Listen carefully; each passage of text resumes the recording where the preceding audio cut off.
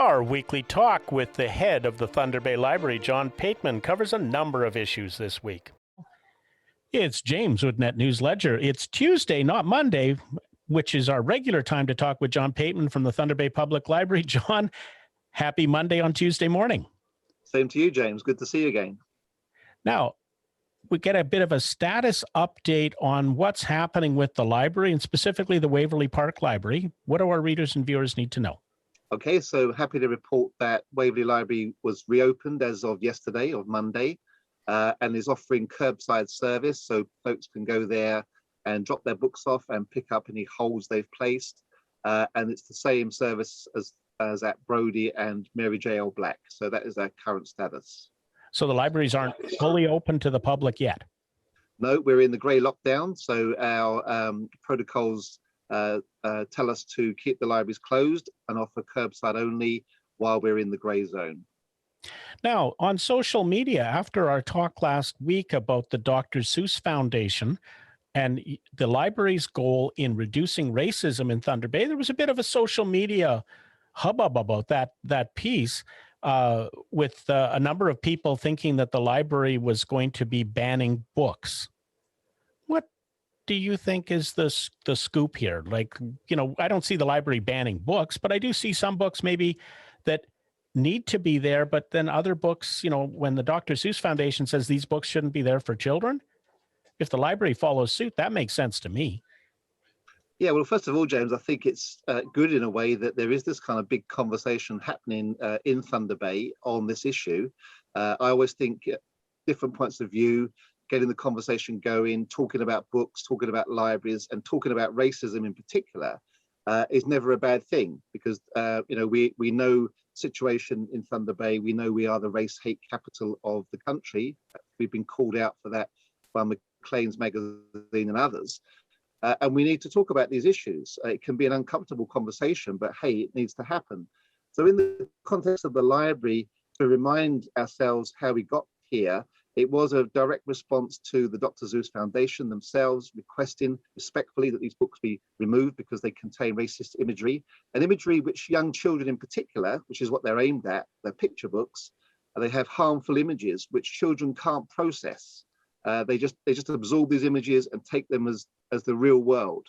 And so when it comes to children's books and picture books in particular, we have a duty of care to make sure we're not doing harm and racial harm in this case to any of our readers.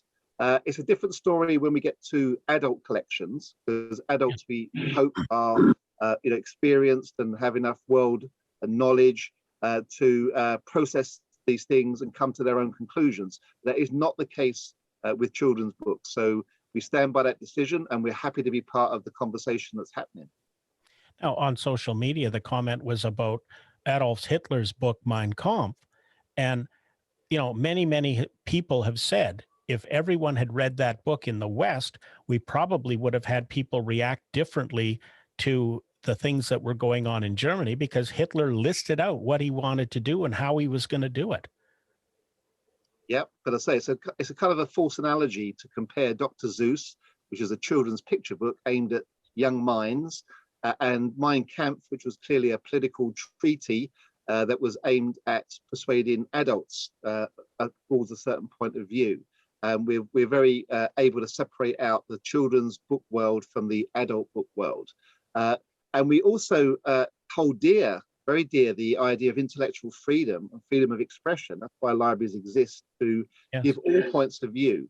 So nobody should be surprised to find Mein Kampf in a public library collection. But as I say, different rules apply when it comes to children's books. And one would hope that that book isn't the most popular book with, you know, dozens of copies needed in a public library. Yeah, well, you know, the other criteria we use when we're assessing our collection is how often items are borrowed, and we have to weed the collection. We have to remove items because there's new books arriving all the time. We can't hang on to everything.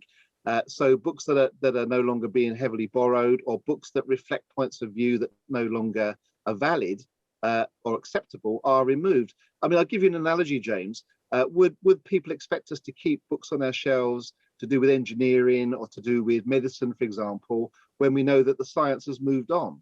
No, the expectation is we'd remove those because they contain false information, and we'd be putting the new versions on the shelves. And I think it's the same with racist imagery. Things that were acceptable in the past, we've moved on, thankfully, from those days, and now they no longer have a place in our collection.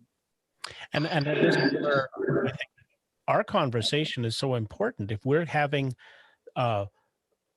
that kind of impact that people are going to start to take what we're talking about in our weekly talk and start to take it out to the wider audience, that's kind of our goal. Absolutely.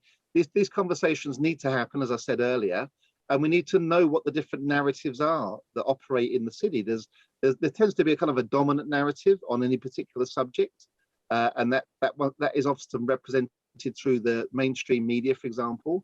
But there's also many other narratives and sometimes counter narratives. So let's have this big conversation for sure. All right. I think we'll leave it there for this week. Let things get back to our normal Monday, which will happen next Monday, and we'll go from there. And thank you for the time today.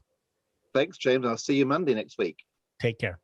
To keep up to date, you have to subscribe. You have to hit that like button and hit the notification to stay in touch.